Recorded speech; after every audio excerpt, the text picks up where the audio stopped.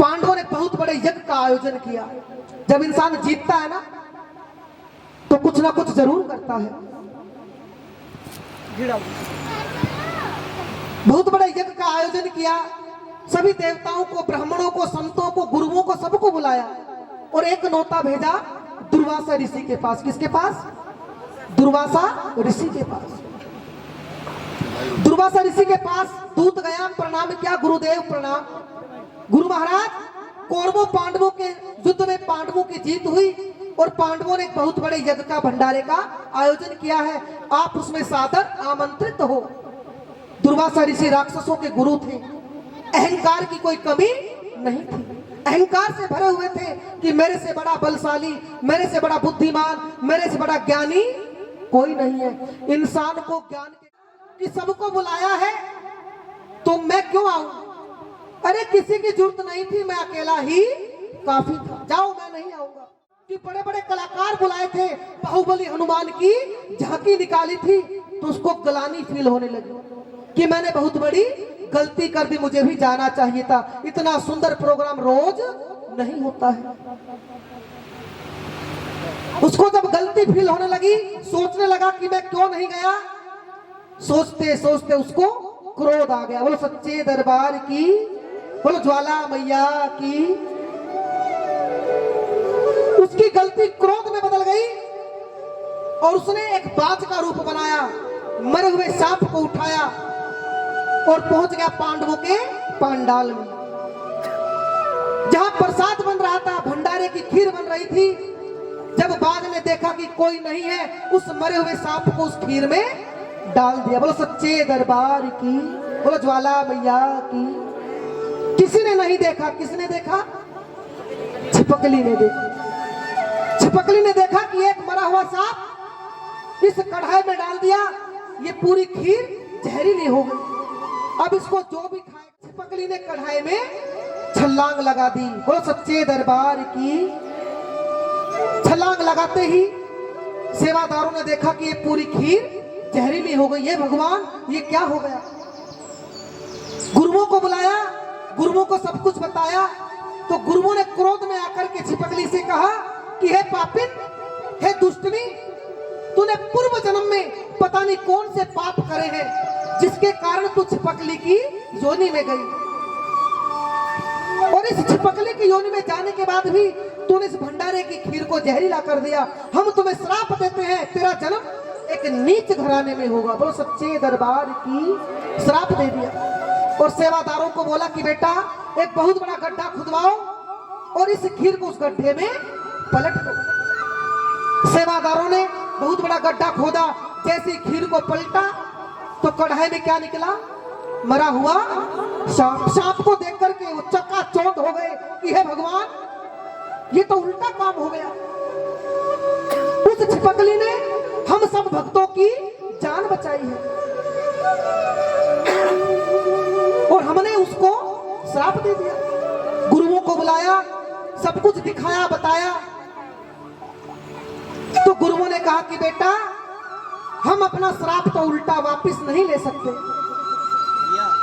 लेकिन थोड़ी फेर बदल करते हैं, थोड़ी चेंजमेंट करते हैं। तेरा जन्म उच्च घराने में होगा और तेरा पालन पोषण एक नीच घराने में होगा। बोलो गुरु महाराज की, सच्चे दरबार की। एक बार सभी जोरदार जयकारा दोनों हाथ उठा करके लगाएंगे। बोलो कालका मैया की। एक राज्य में स्पर्श राजा हुआ करते थे। क्या नाम था? स्पर्श राजा। उसके महल में कोई संतान नहीं थी, बड़े बड़े यज्ञ कराए,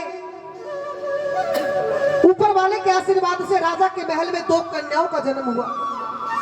पहले वाली कन्या का जन्म हुआ, ब्राह्मणों को, गुरुओं को बुलाया कि हे गुरुजी, इस गुड़िया का नामकरण करो, गुड़िया की कुंडली बनाओ। ब्राह्मणों ने कुंडली बनाई और बताया कि हे राजन, ये कन्या तेरे महल को 4 चांद लगा देगी। ये कन्या बड़ी सौभाग्यशाली है, बड़ी भाग्यवान है ये कन्या, और इस कन्या का नाम तारा रानी रखा जाता है। बोलो तारा रानी की। मां भगवती के आशीर्वाद से राजा के महल में छोटी वाली कन्या का जन्म हुआ, जो श्रापित कन्या थी, उसका जन्म हुआ। गुरुओं को, संतों को, ब्राह्मणों को बुलाया, उसकी भी कुंडली बनवाई, लेकिन इस बार ब्राह्मणों के चेहरे मुरझा गए। राजा कहने लगा, हे विप्रदेव, हे ब्राह्मण देवताओं, आप चिंता ना करो, मैं आपको बढ़िया अच्छी दक्षिणा दूंगा।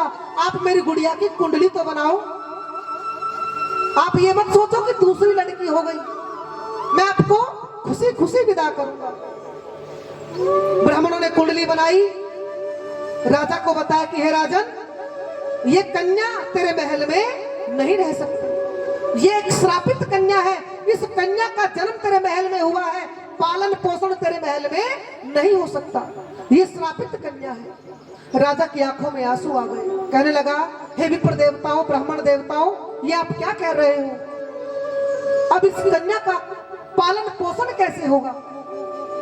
गुरुओं ने बताया कि हे राजन, एक काठ का लकड़ी का संदूक बनवाइए, उस संदूक को ऊपर से हीरे मोतियों से जड़वाइए और इस कन्या को उस संदूक में बिठा करके गंगा जी में प्रवाहित कर दीजिए। बोलो गंगे मैया की, सच्चे दरबार की। सुबह 4 बजे राजा उठा, संदूक मंगाया, हीरे मोतियों से जड़वाया, गुड़िया को संदूक में बिठाकर गंगा जी में प्रवाहित कर दिया। सुबह 4 बजे पंडित जी गंगा जी में स्नान, संदूक को देखा, पंडित जी ने सोचा कि अगर ये संदूक आज मुझे मिल गया तो बारे के न्यारे हो जाएंगे, फिर रात को जगने की जरूरत नहीं पड़ेगी।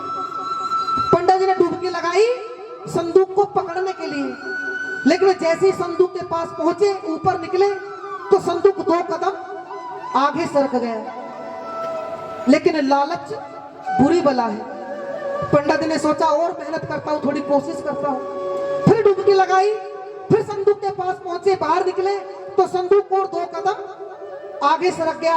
अब पानी पंडित जी की नाक तक आ गया। कहां तक आ गया?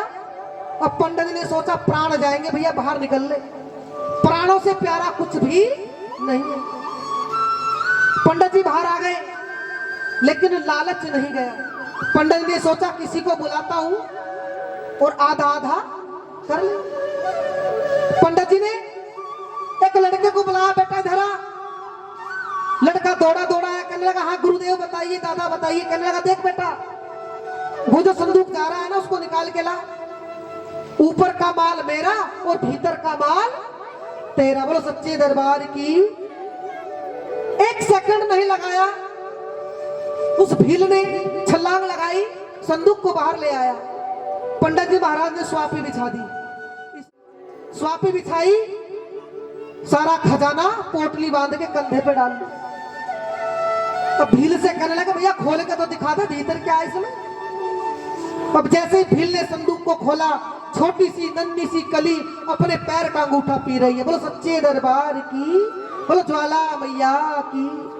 कन्या को देखकर भील की आंखों में पानी आ गया, कहने लगा कि गुरुदेव, ये लकड़ी का संदूक भी आप ले जाओ, लेकिन इस कन्या को मेरे से मत लेना। ब्राह्मण ने कहा कि ठीक है भैया, तू कन्या को ले जा। भील कन्या को छाती से लगा करके अपने घर पहुंचा, चिल्लाने लगा, रे भाग्यवान, सुनती हो? अंदर से आवाज आई, क्यों चिल्ला रहे हो, क्या बात है? कहने लगा कि देख, आज मैं तेरे लिए क्या लाया हूं। भील की गोदी में छोटी सी कन्या को देखकर भील की आंखों में आंसू आ गए। कहने लगी कि आज ये चमत्कार कैसे हो गया, कहां से मिली गुड़िया? भील ने सारी बात बताई कि खुद गंगा मैया ने इस कन्या को मेरी गोद में डाला है। बोलो गंगे मैया की। भील ने कहा कि 2 मिनट रुको, मैं पहले इस कन्या का पूजन करूंगी, उसके बाद इस कन्या को अपने घर में प्रवेश कराऊंगी। सुंदर आरती की थाली सजाई, गुड़िया का सुंदर पूजन किया, उसके बाद उसका अंदर प्रवेश कराया। उधर पंडित जी महाराज पोटली लेकर के अपने घर जा रहे हैं मस्ती में कि आज तो बल्ले बल्ले हो गए, दुनिया भर का खजाना मिल गया। जैसे ही पंडितानी को पकड़ाया, पंडितानी कहने लगी, कहां से लिया है पंडित जी? पंडित जी ने बताया कि गंगा मैया ने दिया है। किसने दिया है? पंडितानी कहने लगी, गंगा मैया में तो रोज जाते हो तुम, आज तक तो ऐसा नहीं हुआ, सच बताओ कहां से मिला, कैसे मिला? सारी घटना बताई तो मिश्रानी कहने लगी, अरे पंडित जी, तुझे शर्म नहीं आई? इस पोटली को तुम बांध के ले आए, उस गरीब को, उस कन्या को दे दिया, पोषण कैसे करेगा? दौड़े दौड़े जाओ और इस धन को उस कन्या को देकर के आओ। बोलो सच्चे दरबार की। इस धन पर हमारा कोई अधिकार नहीं है। ब्राह्मण के दिमाग में बात बैठ गई। ब्राह्मण दौड़ा दौड़ा भील के घर पहुंचा, कहने लगा भैया इस खजाने पर मेरा कोई अधिकार नहीं है। जो इस कन्या का पालन पोषण करेगा, जो इस कन्या का कन्या दान करेगा, वही इस धन को लेगा। भीलनी कहने लगी गुरुजी मेरी बिटिया का नाम तो बता दो। गुरुजी ने कहा कि बेटा इसका नाम मैं जरूर बताऊंगा। मैंने इस संदूक को पकड़ने की लाख कोशिश करी, लेकिन ये संदूक रुक रुक के चल रहा था, तो इसका नाम रुक्को रखा जाता है। बोलो रुक्को रानी की, रुक्मणी सरकार की। क्या नाम रखा गया? रुक्को रुक्मणी। उधर हृदय स्पर्श के घर में तारा रानी बड़ी हो गई। उसने अपनी गुड़िया का विवाह राजा हरिश्चंद्र के साथ कर दिया। इधर रुक्को भी बड़ी होने लगी। उस भील ने भी राजा हरिश्चंद्र की नगरी में अपनी गुड़िया का विवाह कर दिया। रुक्को की सास राजा हरिश्चंद्र के महल में झाड़ू पोछा करने जाती थी। एक दिन उसकी सास की तबीयत खराब हो जाती है। उसकी सास कहती कि बेटा आज महल में तुझे जाना पड़ेगा। रुक्को महल में गई, झाड़ू पोछा लगाने लगी। बड़े वाली बहन ने पहचान लिया कि पिछले जन्म की मेरी छोटी बहन है। हाथ पकड़ा, कहने लगी कि बहना तू क्या कर रही है? रुक्को कहने लगी कि मैं तेरी बहन नहीं हूं। जो तेरे महल में झाड़ू पोछा करने आती है ना, वो मेरी सासू है, मेरी मम्मी है। आज मेरी मम्मी की तबीयत खराब है, इस कारण मैं तेरे महल में साफ सफाई करने के लिए आई हूं। तारा रानी सारी बात बताई कि बहन तू पिछले जन्म की मेरी छोटी बहन है। मैंने तुझे श्राप दिया था कि तू छिपकली की योनि में चली जा। उसको अपनी सारी बात याद आ गई। दोनों बहनें बातें करने लगी। तारा कहने लगी कि बहन तेरी शादी को कितना टाइम हो गया और तेरे कितने बच्चे हैं? रुक्को ने बताया कि बहन मेरी शादी को 5 साल हो गए, लेकिन मेरी कोई औलाद नहीं है। तारा रानी ने उसी टाइम एक नारियल लिया, थोड़े से पीले चावल किए, 1.25 रुपया रखा और मां भवानी का संकल्प लिया कि हे भैया मेरी छोटी बहन के घर में कोई संतान दे। जब इसकी गोद भरेगी तेरे नाम का जगराता, तेरे नाम की ज्योति जरूर प्रकाशित होगी। वो सच्चे दरबार की। कहते हैं कि भगवान के यहाँ देर हो सकती है, लेकिन अंधेर नहीं होती। समय आने पे भगवान सबको देता है।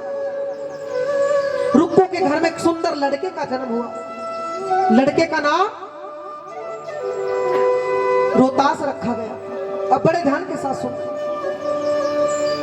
लड़का बड़ा होने लगा, 5 साल का हो गया लड़का। कितने साल का? लेकिन उसने मां भवानी का जगराता अपने घर में नहीं कराया। क्यों नहीं कराया? क्योंकि दुख में सुमिरन सब करे, सुख में करे न कोई। जो सुख में सुमिरन कर ले तो दुख काहे को हो। ये बिल्कुल सत्य बात है। जब दुख आता है तो राम को याद करते हो। अरे दुख की छोड़ो, अगर कोई गलती हो जाए ना तो भी कौन याद आता है? हे भगवान इस बार बचा ले, आगे से ना करूं ऐसा। जब गलती होती है तो भगवान याद आता है, दुख आता है तो भगवान याद आता है। अरे वो है तभी तो याद आता है, अगर ना होता तो याद ही क्यों आता? और थोड़ा सा सुख आने पे डाउट करते हो कि भगवान है भी या नहीं। कितनी गलत बात है। कण कण में राम समाया, मेरे राम की ऐसी माया।